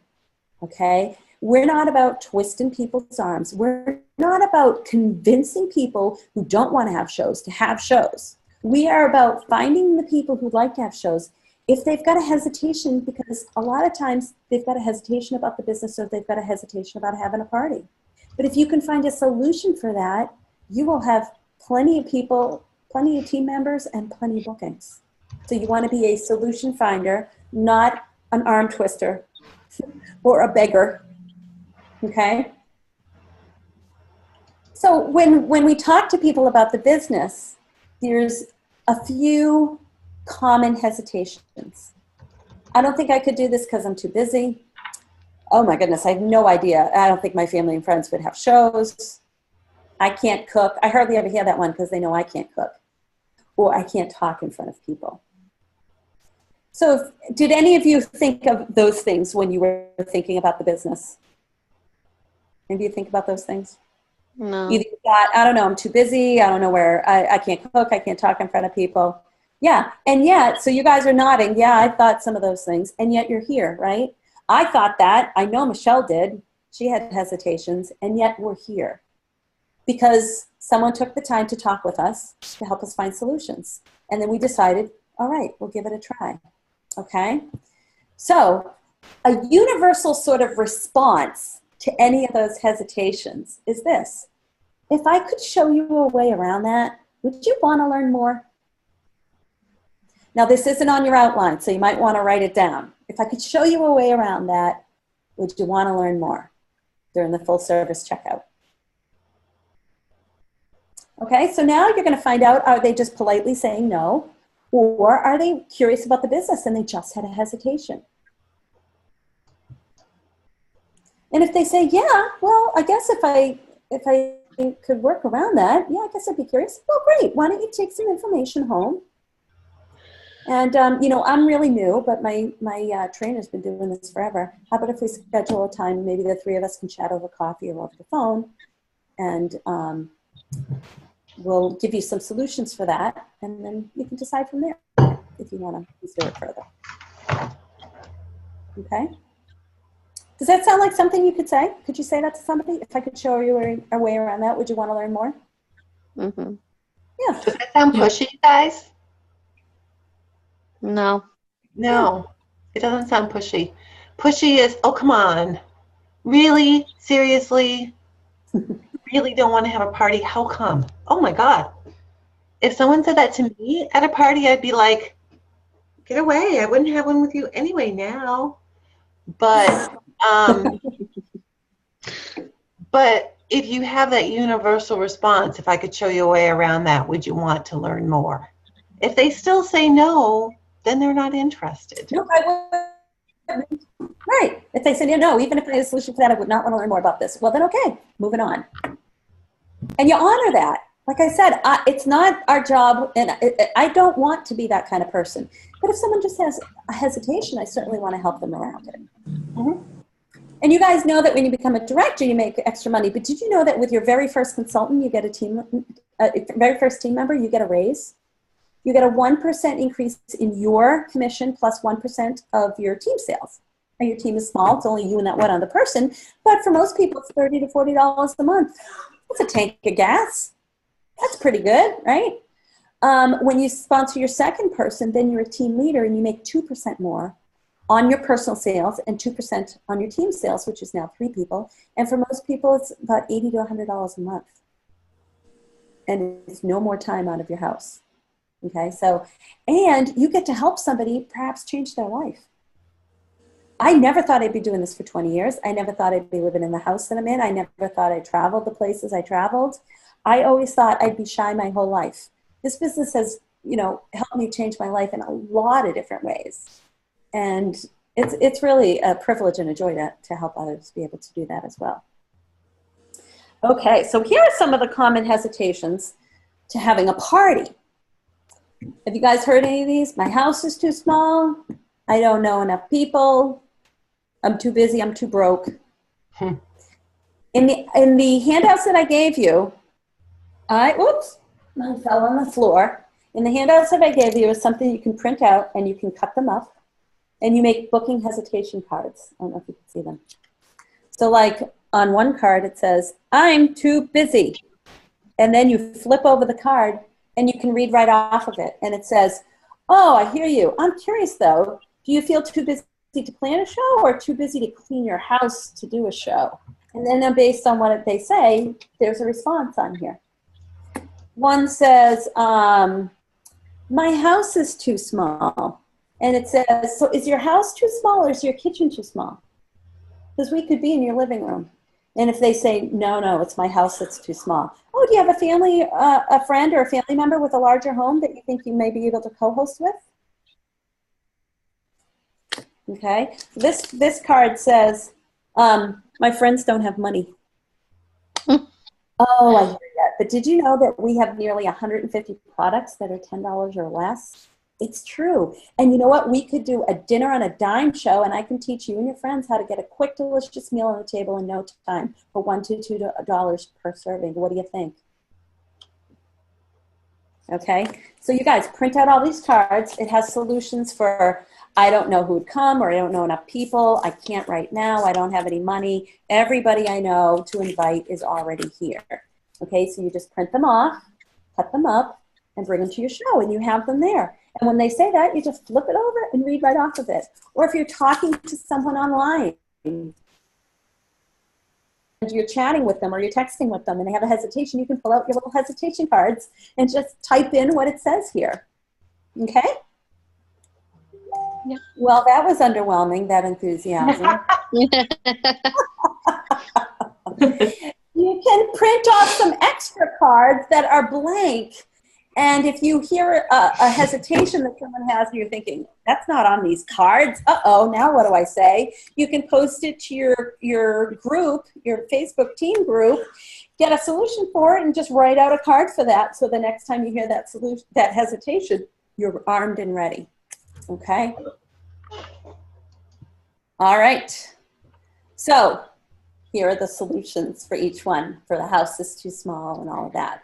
So do you see that there are solutions for almost anything? And so if you don't ask what's holding them back, you won't find out the solution or the hesitation. If you don't find out the hesitation, you can't offer the solution, and they'll never say yes. So just ask, because I would say that at least half, if not more, of the, I would say, yeah, probably closer to 3/4 of the people that are in my calendar to have parties are not people that came up and said, I want to have a party. Those people are few and far between. I would maybe hold 2 parties a month if I only took the people who came up and were already yeses. But because I have a conversation with people and I show them solutions for their hesitations, I hear all the time, oh, I never thought of that. Yes, my sister has a great house. Oh, I'll text her right now. I bet she'd be up for that. And you can tell they're excited. They have a solution. They wanted a rock crop for free, right? No. Actually, before I go back, when you're at a show and you've got these survey slips, take notes on them. Because after your party, you're going to call your director. Doesn't have to be that night. If it's late, don't call us that night. Call us the next day. And talk about how the party went. And so if someone has a hesitation and you don't know what to say to them, still ask them, so what makes it a 7 for you? They'll tell you the hesitation, you jot it down. And if you don't know a solution, you go, I don't know what to say to that. But hey, if I dream up an idea in the next day or two, do you want me to contact you with it if I come up with a solution for that? And if they say yes, then you're going to talk to your director the next day. And they'll say, yeah, they had this really weird hesitation. It was totally from left field. Here's the hesitation. Chances are we'll have something to offer as a solution. And then you can contact that person and say, hey, I thought of an idea that could work for you. Here it is. How does this sound? Okay? So take notes on the survey slips. Okay. So Michelle, I'm going to run to the bathroom while you explain how the host rewards work. Oh my gosh. Okay, well, did you see me put my picture up there and I wasn't there about 10 minutes ago? Yeah, that's where I was too. Okay. All right. So let me see. Where did she ended off about the host rewards? Okay, so you're sitting there after the party and you've talked to all of the guests and now you're talking to the host. How many of you have actually had parties with Pampered Chef? Elizabeth, Ashley, neither one of you had a party? I've had one live party and one Facebook party. Okay, so you've actually been the host. I mean, the consultant, Lindsay. Yes. Okay, so you're pretty savvy about how this works. Well, with any type of home party, the company rewards the hosts for having people over. The higher the sales, the more free products our hosts are going to earn. So as a consultant, you're sitting there and you have talked to all the guests, and now the host is sitting there with you, and you're closing up for the evening. So, Lindsay, you're going to be my host, okay? All right. So, Lindsay, thank you so much for having. Oh my gosh, that was so much fun. Did you have a good time? I did. Oh my gosh, you did such a wonderful job ahead of time getting all those orders from the people that you work with. And then your friends here really enjoyed it too. So I added up all your sales so far. I kind of wanted to let you know where you were at so you can kind of start thinking about your shopping list. So Lindsay, your sales for the sales you got before the show and the sales we got tonight, we're $735. Are you excited? Yeah, that's awesome. That's above average. I knew you were above average. So that's above average for the company. So Lindsay, can you guess how much you're going to get in free products? Over 100. Yep, your sales are 735. So for free products, how much do you get? $140. Woo! Yes, that's almost like, that is a free rock crock. So if you want a rock crock, you totally got enough money to get that for free. And then on top of that, Lindsay, do you see how many half price items you get? 4. Yep, so after you spend your $140 worth of free stuff, then you get to pick out any 4 items or sets at half price. Even better, right? Cool. And then after you spend all that, you also get an additional discount. Do you know what that is? 25%.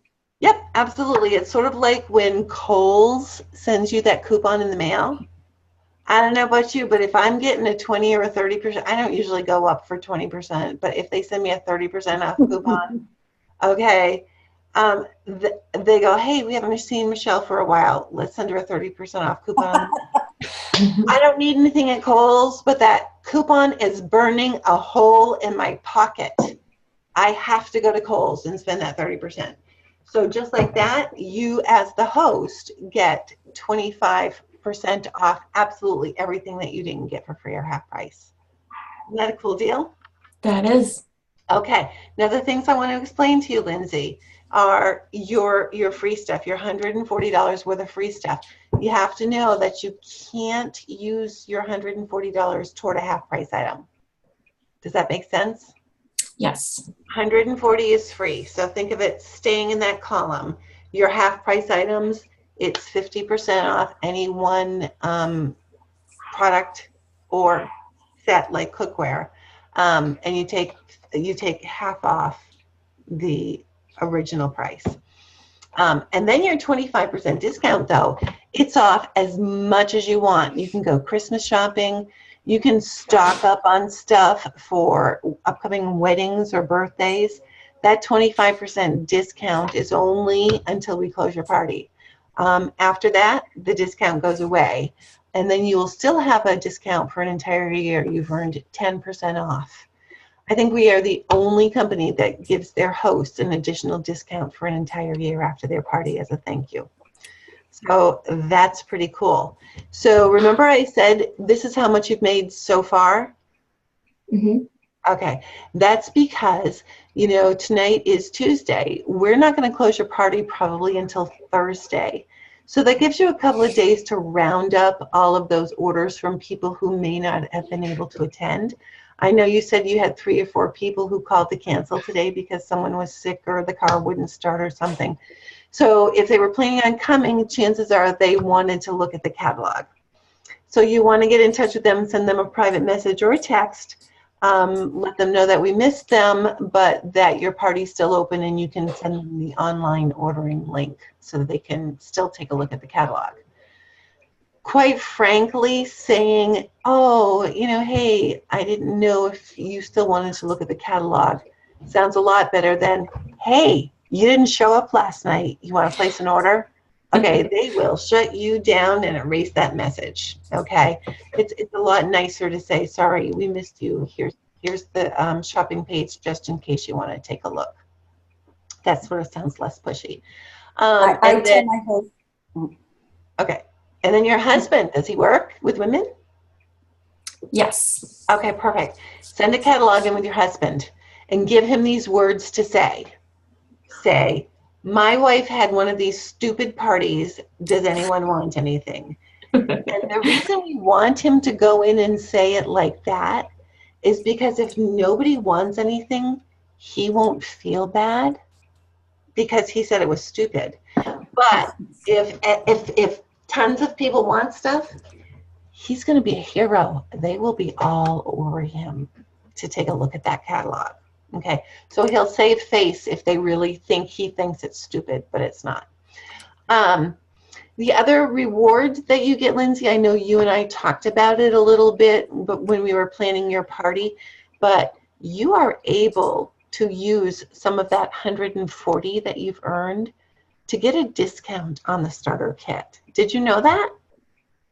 Yes. Oh, is that what you did? No, it's not what I did.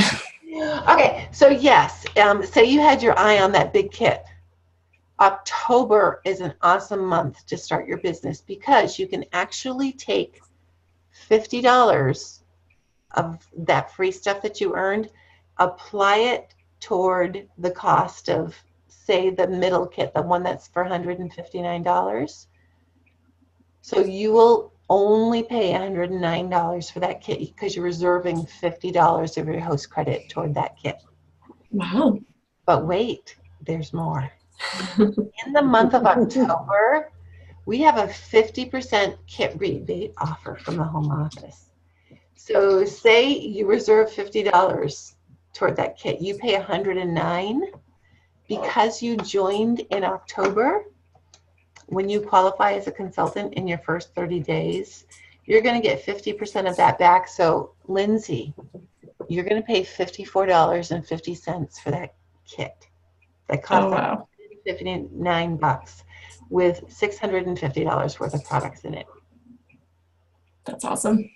That is awesome. And there were 2 or 3 people tonight here that were, they wrote down on here, if my host becomes a consultant, I would love to host a party for her. These people want to have parties. So I can do their parties, or you can pay $54.50 net for the starter kit and do their parties. Is that something that you want to be thinking about before we close out your party? Absolutely. Yeah, because that's one of the best benefits of hosting a party is the ability to use that host benefits to get the kit at a discount. So it's Tuesday. When do we plan on closing your party? Around 7 o'clock on Thursday. Are you home? Yes. Okay, so I'll put you in my calendar to give you a call on Thursday around 7. Don't forget to, text, email, private message everybody who you thought would show up or you thought might be interested. Let them know your party's still open. Give your husband that catalog. Tell him, all orders need to be back to you by Thursday. We'll add them all up. You could essentially, go up to the 1,000 or 1,100 or 1,200. There's no ceiling on the amount of free stuff you can earn. You're at 140 now. To go up to say 1,000, that's only another 5 or 6 orders. Think you can do that? I can try. All right, let's plan for that. And I'll give you a call Thursday night around 7. Sounds good. Sounds good to me too. Thanks, Lindsay. Awesome. And a lot of hosts, even if they don't express an interest about the business before the party, once they realize what their sales are, they're usually like, "Oh, I spent $700." Especially this month. Yeah, and then they hear how many of their friends want to host, and then of course kit credit along with the kit rebate. It's almost like, oh my gosh, I'd be a fool not to try it, right? So people do change their minds very often at this point. So even if they said no before the party, definitely bring it up again. And one of the tips I give to my hosts is, this just worked today like a charm. My host was 1 order away from what her original goal was of the $700 mark because she wanted a free rock. So I said, well, just message 10 people and tell them you're 1 order away. And she got like 4 orders, like bing, bing, bing, bing, bing. So you just tell everybody you're 1 order away. All right. Okay.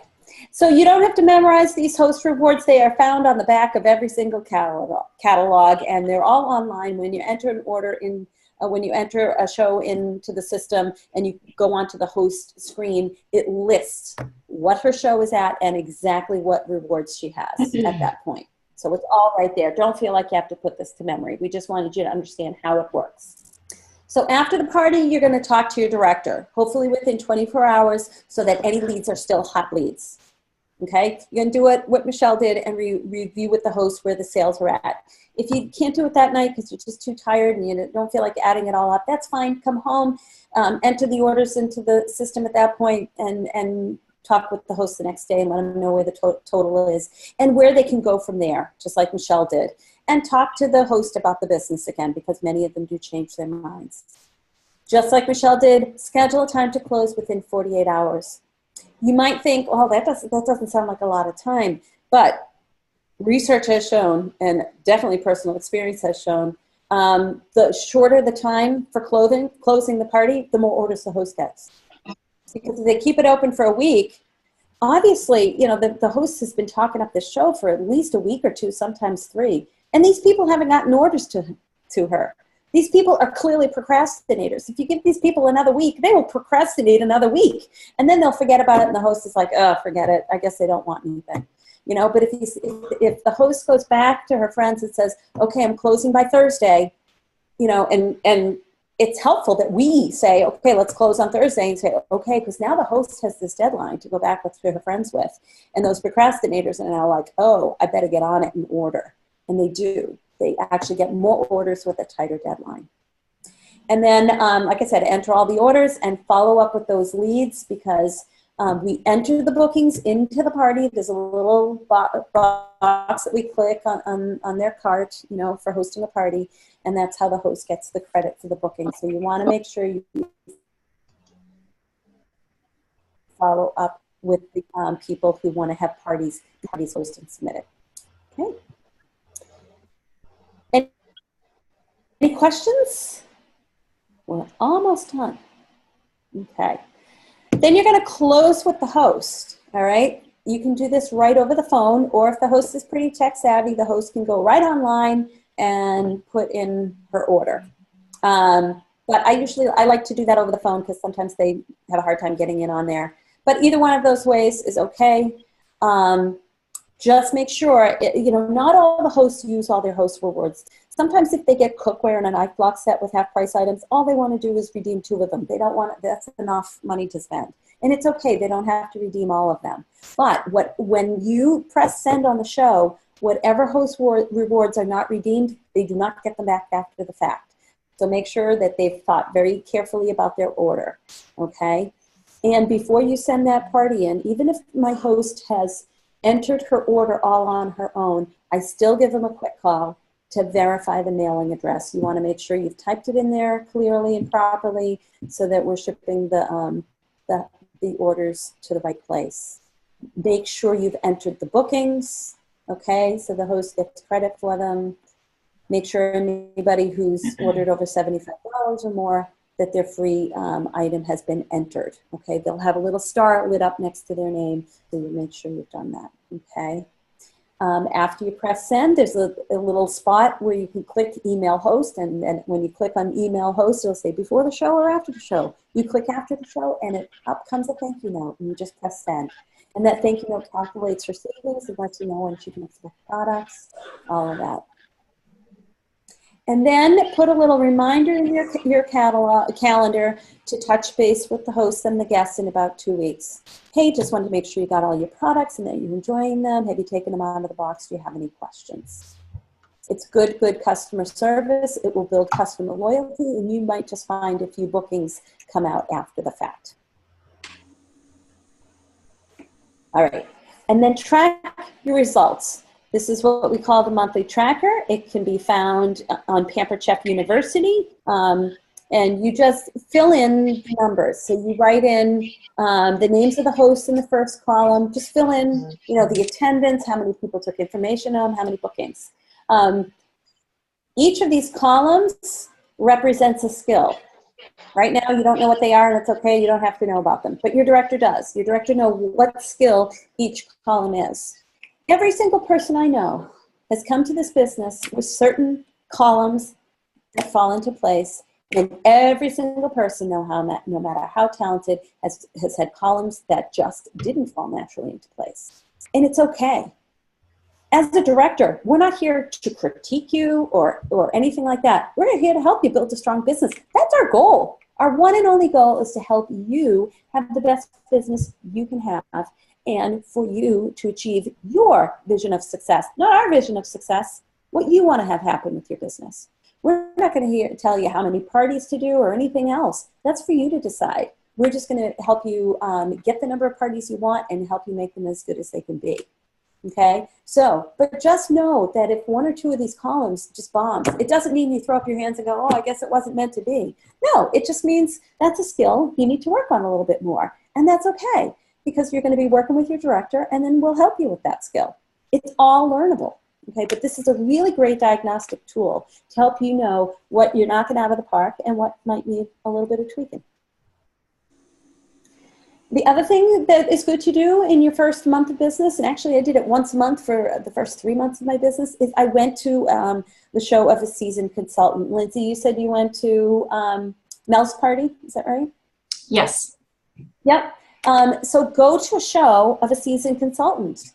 And I'm guessing, Lindsay, you saw it all, the good, the bad, and the ugly, right? Yeah, it was a great show, but Mel forgot that her host had an induction cook stove, so she couldn't use the rock crot that she brought.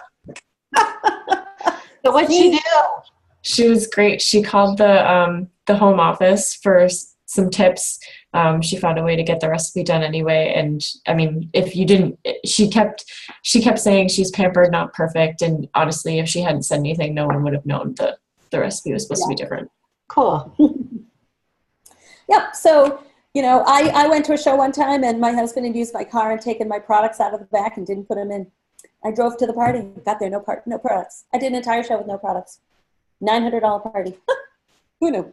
Anyway, so yeah, it's going to happen. So, but go to a show of a seasoned consultant. Get there a few minutes early, 10 to 15 minutes early, so you can see about how they set up for the checkout and for the products. And stay there, not just for the cooking part, stay there especially during the checkout. Hear how they're talking to people. When I learned about the checkout conversations, part of me felt a little bit uncomfortable. But then when I saw it happen in person, and I could see that genuinely people were like, oh, I never thought of that. That's a great idea. Yeah, I'll co-host with my sister. All of a sudden it was like, yeah, it's important. I'm helping people. People do want to have parties. People do want to join the business, but they have hesitations. So go and see a show of a seasoned consultant. There's no one set way that, there's no one set personality. Everybody can be successful, but you might take a look for a seasoned consultant who has a personality that's similar to yours and go see their party, because chances are the way they say things is probably something you would think, oh gosh, that's just the way I would say it if I thought of it. And I didn't, but she did. You're allowed to, plagiarize anything you hear at a Pampered Chef party. That's quite all right. Okay. You can also go into Consultant's Corner and type in cooking show videos, and some will pop up, and you can watch people. So it's 2 o'clock in the morning. You're so excited. You're a new Pampered Chef consultant. No, you can watch a show at 2 o'clock in the morning if you want. And they show different kinds of shows. They show sort of the gather around style show. They also show one where it's sort of like a lecture, and then they show another one where it's just kind of a free-for-all. So, you can watch them and kind of, glean from each one. Okay. So, questions, comments?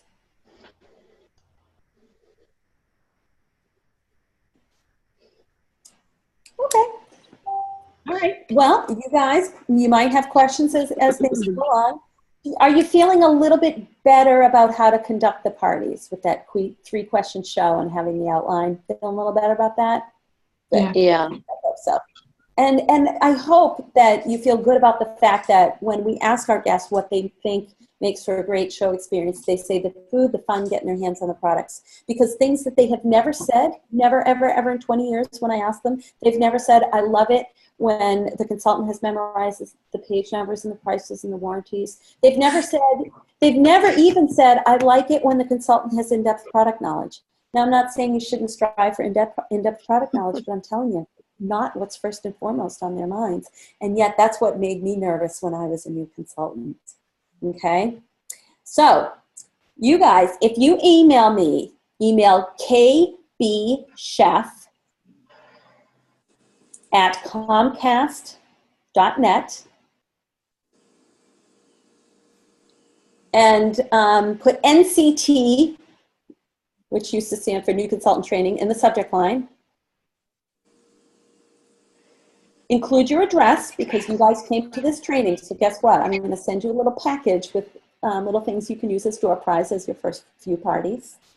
Ashley Paul, remind me that you also got the prize for asking most questions during the director Q&A round. So you get an extra little something in your bag of goodies.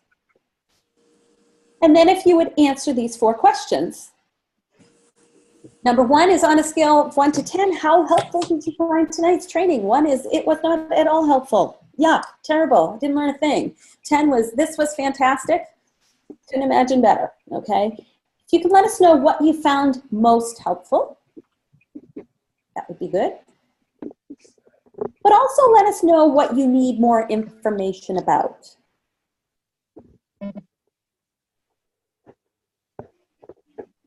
And then the last question, on a scale of 1 to 10, how interested are you in learning about Fast Track? That's that $500 bonus for 5 team members in your first 90 days. And like I said, if you're thinking that between live and virtual parties, that 6 to 8 a month is a good pace for you, you will be in front of plenty enough people. So just let us know on a scale of 1 to 10 how interested you are in that. Okay.